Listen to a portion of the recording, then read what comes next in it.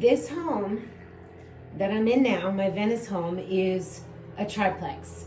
Upstairs, where I raised my daughter, 2-bedroom, 2-bath, and downstairs is a bedroom each, a 1-bedroom, 1-bath each. We're still in the upstairs, and there's plenty to say about the upstairs here as far as clean, clear, and bright, and furniture choices, and rug choices, and crystals in the windows, and art, and all that stuff, which I'm gonna cover. And then we're gonna go downstairs, and I'm gonna show you more based on what I did downstairs. So, I wanna talk about art, I wanna talk about rugs, I wanna talk about the kitchen. So, okay, now we're in the living room. It's tricky filming yourself because it would be so much easier if someone was doing this, but you guys are gonna get the gist. Basically, this is the living room, and it was unusual to furnish because it's basically a walk-through to the patio and the laundry room. So it had to suffice as a living room and also as a walk-through, which you can see there's no big coffee tables or furniture in the middle, but you can sit here and have sociofugal seating, which basically means that your seating is set up in such a way that it encourages social interaction. Not a chair by itself or chairs faced away from each other. They're actually faced towards each other, and as long as you can have this is in the way. This is a beam holding up the roof, the ceiling. But basically, as long as the seating is close enough that you could have a conversation with someone in the seating that's opposite, then you're fine. So this is sociofugal. Here we go. Now, those are from West Elm. I have 2 more pieces in Sedona that I'm gonna bring back for whoever buys the house so that they can have the sofas up here. And this one I'm taking, and I'm gonna explain why. But this West Elm sofa is loungy and low. I think that the legs could be taken off to make it sit on the ground. I like very low furniture, but this one is pretty low. Here we are on the floor. So I needed rugs up here, not only because rugs kiss your feet and make a room cozy. I don't like jute, or I don't like the natural fiber jute or woven rugs because they're rough on the feet, although they do look beautiful in certain rooms. I like when things feel soft. And I needed the sound absorption. Here, let's lie on the floor. I needed the sound absorption up here because the downstairs tenants could hear loud stomping. I'm very quiet, but some people walk a little heavier. Some people slam cabinets. So the more fabric, the more rugs, and rug pads, the softer the sound. So this one, everybody loves this rug, and it's from West Elm, and you can order it in different sizes. Of course, it's old, but I'm sure they have different and new versions. I have a lot of Moroccan poufs that I got. Those I got from a woman who's no longer selling Moroccan poufs, but they can be had online. And you don't feel them too tight, so they're soft, just right.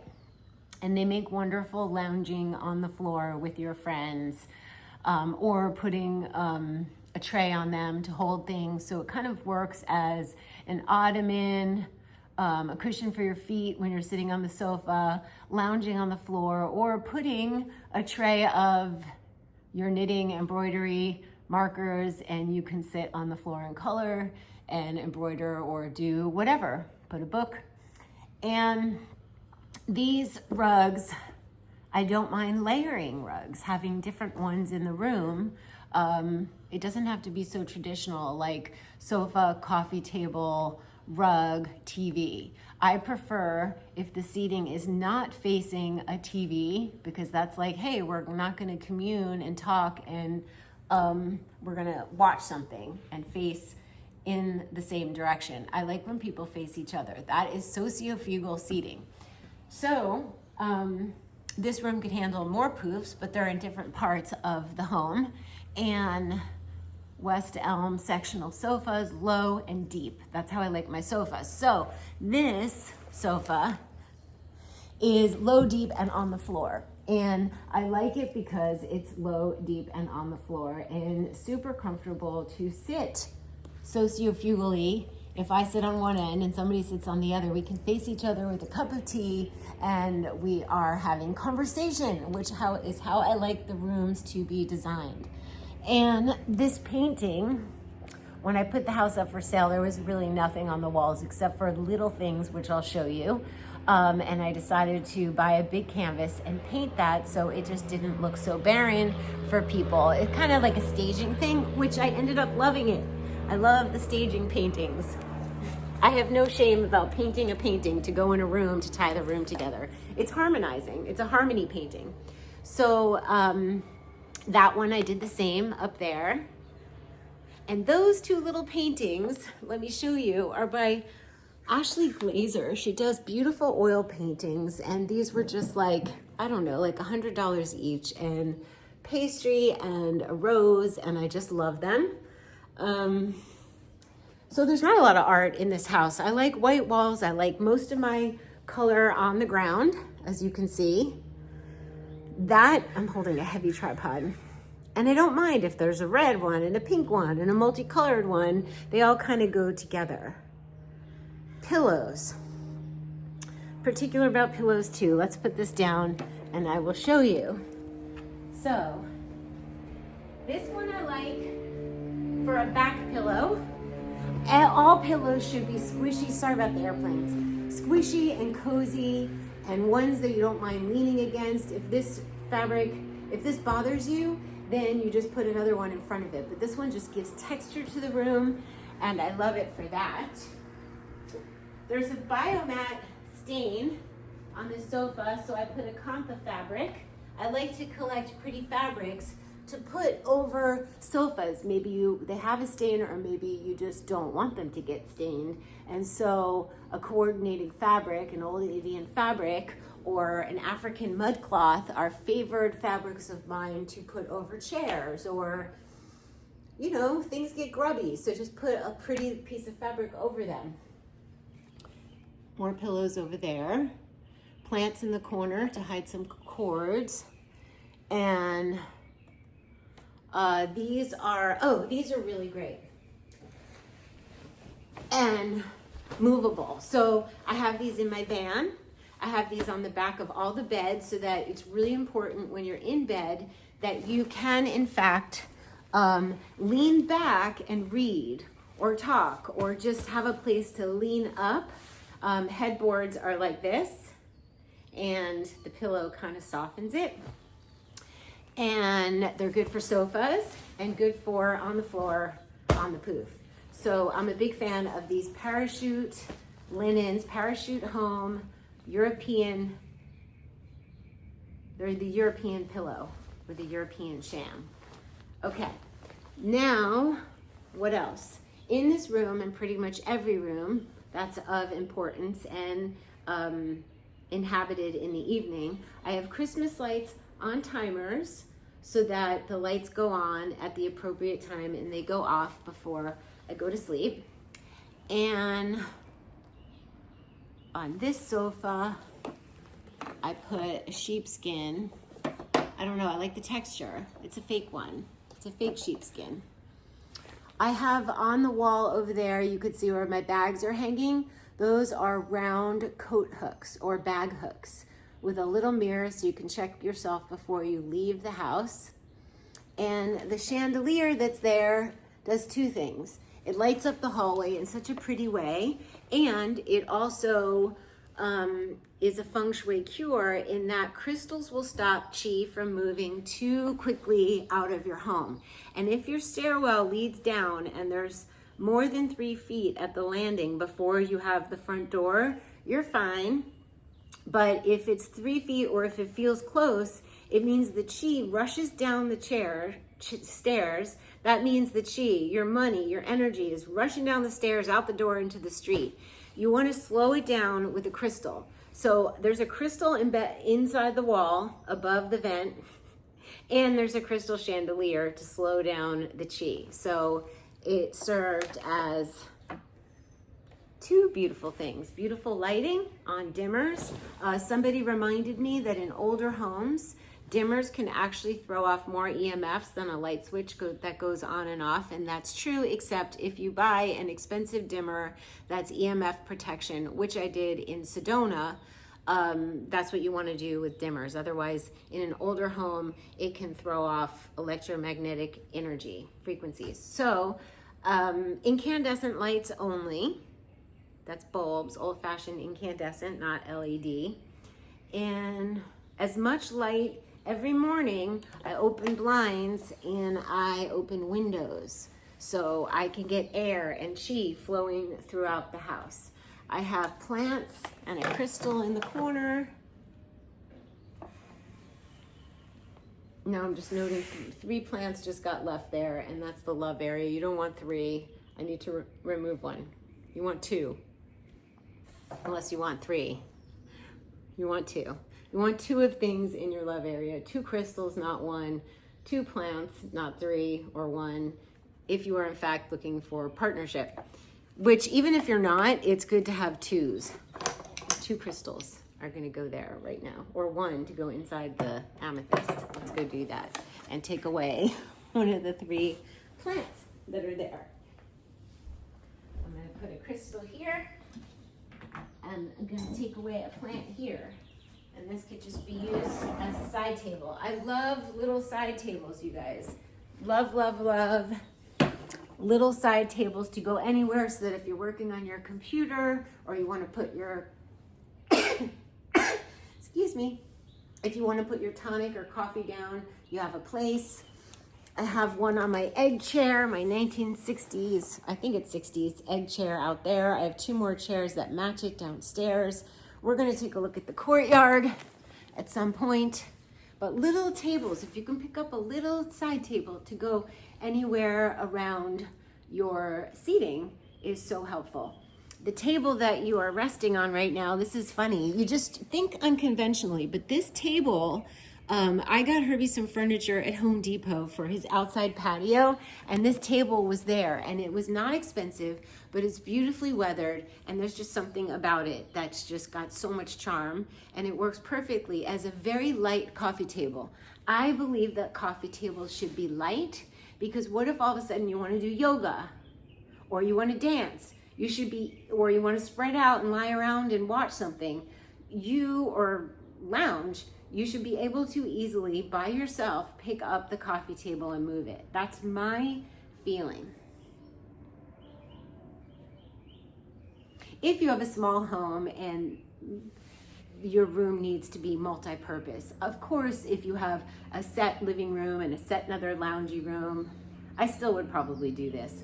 I like the feeling of the home to be kind of like this feeling of you can lie down, you can put your feet up, you don't have to be so proper. Really, comfort is my main goal, so that you can just feel at ease and not like anything's too precious, which is why, the airplane, which is why I don't mind when things are rustic, or things have been chipped, or incense has burnt it, or there's a marker mark from one of the marker sessions, art sessions at my dining room table, or there is a mark or a smudge on a chair. For me, it looks like life and soul. So it's one of the reasons, and I'm going to show you my dining room table. It's one of the reasons I'm taking my dining room table with me. The people who want to buy the home want everything. And there's certain things that I have to take with me. Because the plant's now there. Because they're sentimental. Years of doing art at that dining room table, and all of the things that have marked it are markings of my life in a good way. They bring me good feelings. So let's see if we can raise this a little bit. There. So marks, smudges, if it's broken and makes you feel bad or feel poor, that's a feng shui no-no. But if it brings you this feeling of soul and love, then it's a yes. So I'm going to tell the story of the dining room table and chairs. The rugs were basically procured, aside from the living room rug and the dining room rug, they were all procured from different vendors, whether in person or online, vintage pieces. And you can buy Moroccan rugs that are new. In the second bedroom, there's a big white new, fully authentic Moroccan rug. It's just not an old one, and they have a bit of a different feel. There's a little more soul and wonkiness and wear in the old ones, but the new ones are lovely. So it's really up to you. And the new ones are usually less expensive than the old ones. Size of rugs matter. They need to be wide enough, long enough, and not too wide and not too long, or else they simply won't fit. So the time that it took me to procure each rug that's perfect for the space is the thing. Finding it, getting a rug pad from Rug Pads USA is so cool, because the wonky Moroccan rugs that are odd shaped, you kind of estimate, you measure them really at their biggest point, and then you probably have to cut it. I had to cut these because they're on an angle.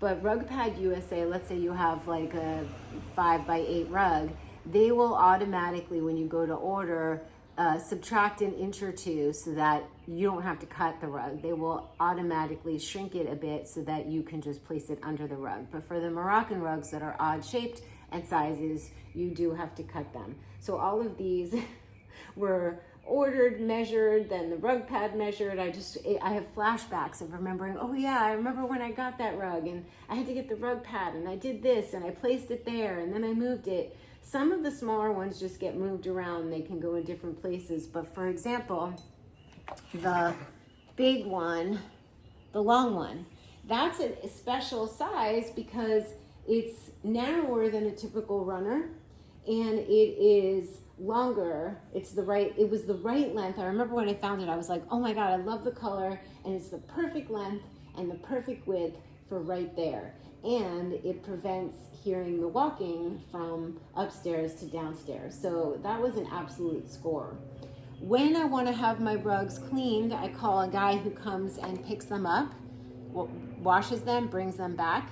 That happens once every couple years. And some rug pads can be washed, some can't. Some can go right in the washer.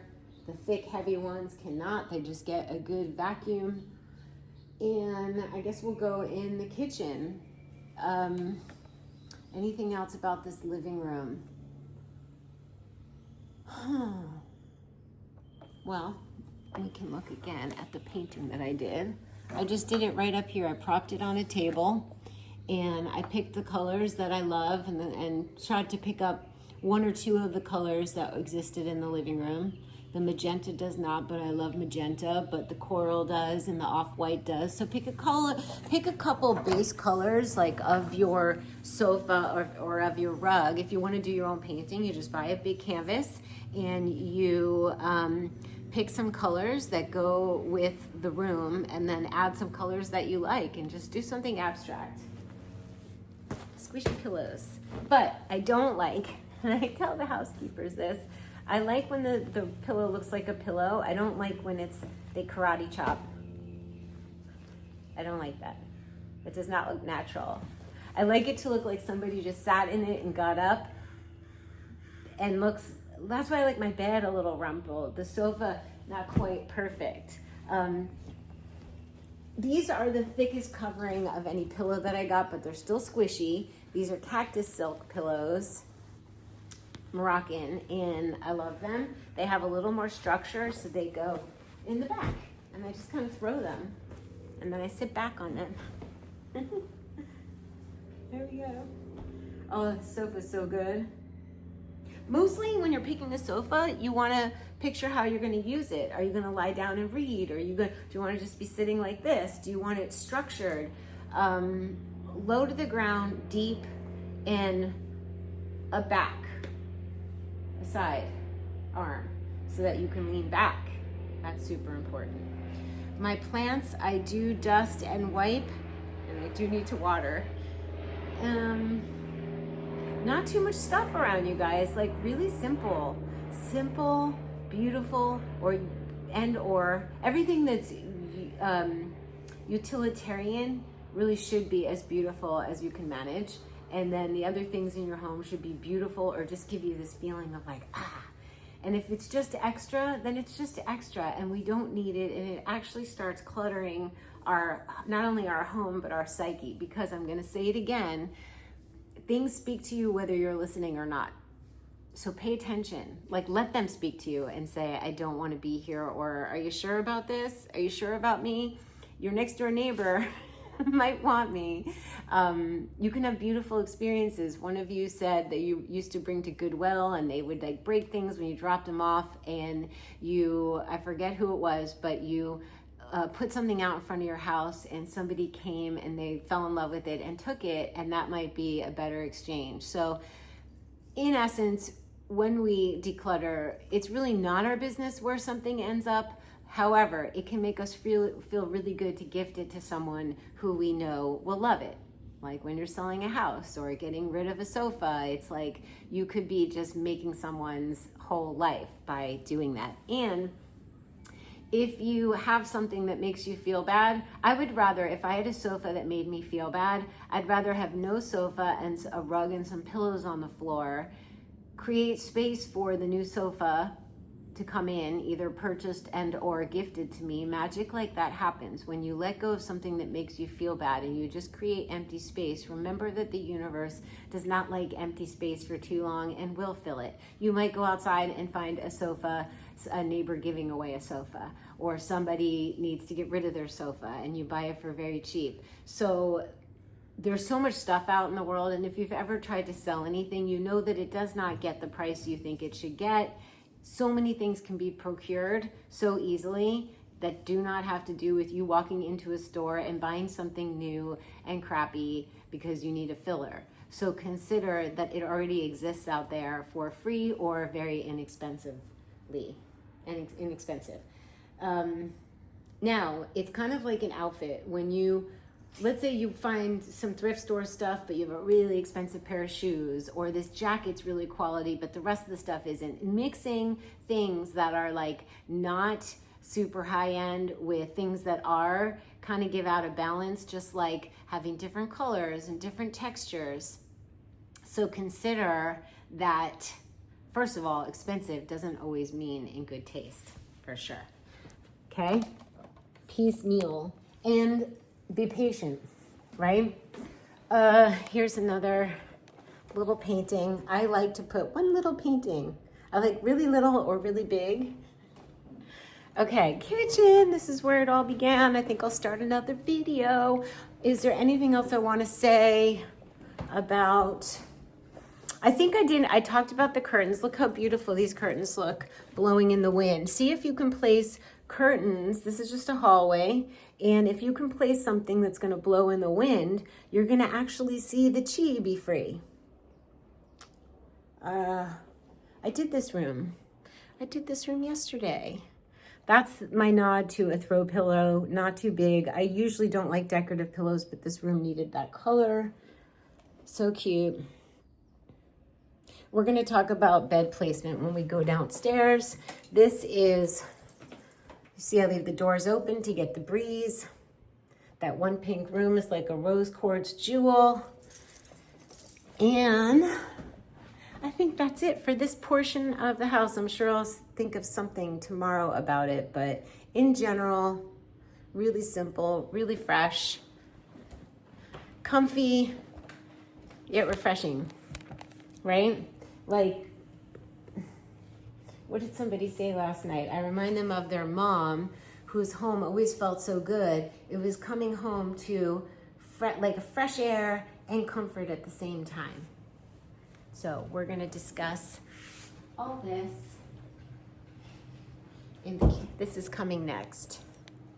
The whole kitchen. What I did with the cabinets, a cheap and creative fix so that I didn't have to rip out the kitchen. I'm going to talk about that and the fiddly fig and the crystals. I just need you guys to know that wherever there's direct light, hang one of these crystals. They're not expensive. And then you get prisms and they move with the wind and they're beautiful. So I have them in all direct sunlight. So here is the kitchen and we'll be coming here next. I hope you guys are at the very least decluttering and considering that every drawer, every cabinet, every attic, every basement, every room counts. There is nowhere to hide in Feng Shui. And the very first order of business is to, in fact, lighten up. Less is more. Still have the things you need and the things you love, but only the things you need and only the things you love. I can't wait to tell the story of this table, of my chairs, of... I think that's it. Clean, clear, and bright, you guys, is a way to live that transcends your home. It is not just about your home. It is about how you care for yourself. As within, so without. You can tell so much about a person and yourself by how you're keeping your home. Are you stuffing? You might be stuffing your face as well as your closets and your drawers. When you start to remove the things from the closets and the drawers, you'll be so busy doing it, you won't want to stuff your face. If you make your home lighter, you will be lighter, I promise. And the Feng Shui principle, there's a couple ones that mean the most to me, is that when you take care of your home, you know that you've taken care of yourself before you leave the house. I always say that if you're frustrated in the morning because you couldn't find the shoe or the sock, or your drawer was messy and you felt bad about yourself when you went in there, or you go to get dressed and you wear the thing you think you should wear because you kept it, and you leave the house and you're feeling off, who gets to experience the off? Not only you, but the people you come in contact to. And that vibration will carry throughout the day. You know, when you have a weird morning, it kind of throws the day. Well, your morning starts the minute you get out of bed and your feet kiss the rug that's next to your bed. When you go to your bathroom, is it clean? Is it orderly? Or is there just a plethora of toiletries you don't use? Clutter will make you feel cluttered. Disorganization will make you feel disorganized, and people will feel it. I can sense someone's energy. I can tell if someone has a lot of clutter when I meet them. Now, I am particularly sensitive to these things, but you know, and you know when you know. And get this, I was watching this program about psychopaths and narcissists, and at the very end of this 2-hour podcast, he said she said, well, how can we protect ourselves? And one of the first things he said was, take care of your home, create order. Have a place for your toothbrush and put it back. You leave the home. If you think, he was actually saying the whole premise of everything that I'm doing is that you go out into the world, and I said the word together. When you feel together, when you feel strong, when your countenance is strong, when your sense of self is strong, when you feel not only strong and together, but you actually feel nurtured, you did that for yourself. You feel beautiful, you did that for yourself. You feel proud of yourself and proud to bring someone back. Even if you don't bring people back, the feeling of being able to say, hey, why don't you come over for a cup of tea to a new friend or an old friend, or come to my art studio and we'll create something. It gives you a feeling that you can engage in a better way. And according to him, he's like one of the world experts in how to protect ourselves against narcissists and psychopaths, which is the worst. And he's saying, keep your home in order. And I was like, ding, ding, ding, ding. We can handle that part. As far as body language, there's all kinds of things. You guys can watch YouTube videos, but the part that we can handle and must handle is the washing of our dishes at night, making sure that when we wake up, it feels fresh. We're not dragging the day's energy from the day before into the next day, that we have fresh flowers, that we've gotten rid of the old ones and it's taken out the negative energy, that we have rinsed our crystals, that we have wiped our books, that we have passed on books that don't hold good energy for us, that we have actually a drawer space or a closet space, or how about space in our drawers for new experiences, for somebody to come into our life and put some clothes there, to be able to hang their coat, hang their hat, to have a chair for them to sit in, to have beautiful dishes to serve not just you, but you and them. Extra stuff, broken stuff, cheap stuff, things that make you feel mad, bad, or sad have to go. And mostly having less, but also having a place for it.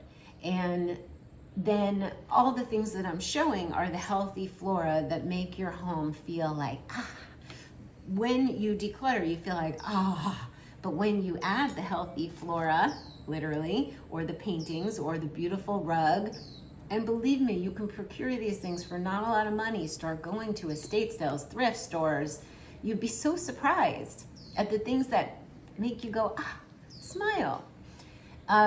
You are adding, you're not only taking away bad energy, you're adding in the stuff that lifts.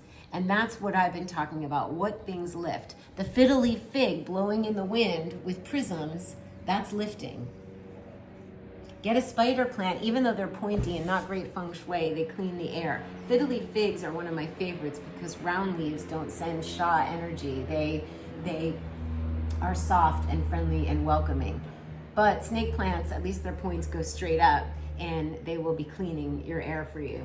Spider plants, I think, do that too. No dead plants, no plants that you're trying to save in your house. You're not saving anybody. You are having healthy fish, healthy aquarium, healthy plants. Your refrigerator has healthy, updated, fresh food in it. Your spices aren't old. You guys get the drift.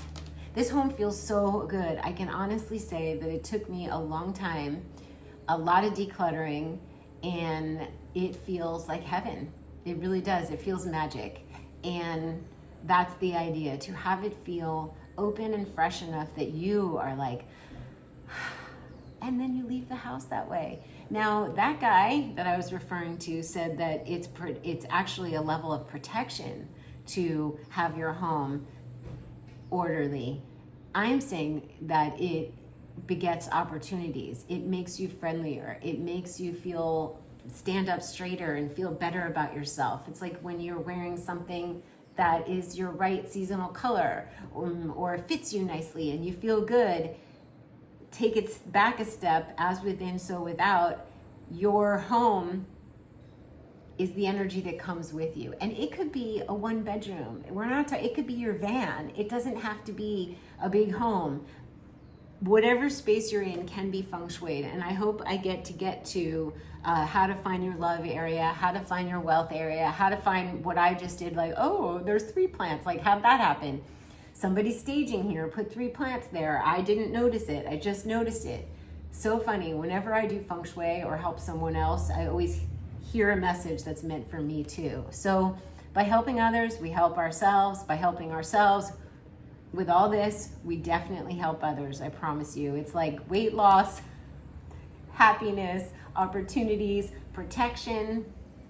What could be better than that? And it's all within your control. What I'm doing is one of the best ways to set your energy. I can tell when energy is landed when I go to visit and I can feel the energy heavy, like it's stuck. The best thing to do is go through and whisk through the closets. I do that for and with my daughter. I'm like, it's time. I gotta free the chi. So it's an ongoing process. It never ends, but you can give yourself a fresh, clean start by just making it the way it's supposed to be, so that you have the vantage point on how to keep it. It's never ending. We're always collecting things. People are giving us things. We move things. Get this, the other reason I love feng shui is that when you learn where your wealth area is, you can see what you're doing to clog it up. You can see what garbage you put there. You can see how you're messing up your love area. Oops, I did that. I can undo it. It's really empowering. Taking care of the things are the easy part. Cleaning the inside of a vase, washing it, wiping it, taking one of these. I have to say it in every video. I do have to say this in every video. Taking one of these, and I'm not kidding, can't believe, it's like today I find out about, last week, 2 weeks ago, I find out about white green claws. Just get them. I'm wiping counters. The coolest thing is I'm picking up dirt that I didn't even know existed because I had already wiped the counter, and it picked up the microfibers. These things never get thrown out. Wash them, don't dry them, leave them out to dry, but you reuse them, and I literally put a damp one on the floor, put my foot on it, and walk around the kitchen every day picking up dirt. But what was I gonna say? We're gonna do the kitchen in the next episode, but cleaning is moving the chi. I forgot exactly what I was saying before I got up to get the white cloth. You can comment below if I didn't finish and you need to hear what I said. Also, you can leave me questions. Where did you get this? Or why'd you do that? Or what about this? So feel free to prompt the series by anything you're curious about. Doesn't matter. Doesn't matter if it's my t-shirt, my glasses, my embroidery. No, seriously. Open book, open house. It's our open house before I sell her. It's a perfect opportunity to share. I can't wait to share about the chair that I'm sitting on. Linia Rose, 25 years old. Love them. Got these covers made. They need to be washed. They can be unbuttoned and washed. They could be potentially be recovered. It will be expensive maybe, and they could be restuffed. I got a price and I was like, no. So they're a little saggy on the seat. So I ordered these 12-inch pillows, which I could get little covers for, and no more saggy chair and no great $3,000 expense to cover the chairs. We're gonna go over all of this very soon, maybe later. But I want you guys to just get inspired to really wipe everything. Oh, okay. So when you take one of these white cloths and you run it under hot water and you wring it, you will clean things that you didn't think of cleaning, like handles, doorknobs, light switches, and this lamp that I have over there. It's canvas. I love that lamp. Look it up, canvas. I never thought to spray the arm of it, but one day I had the cloth in my hand and I wiped it and I was like, oh, like layer of dirt. And I was like, I can shine up the legs to these chairs, which I did. I can wash doorknobs and things that people touch that you don't think of. So we want it to be clean, we want it to be clear, and we want it to be bright. So we too can be the same. I'll see you guys in the next episode of CCB Home. Yeah, CCB Home. That's what it is. We're doing CCB Home finally.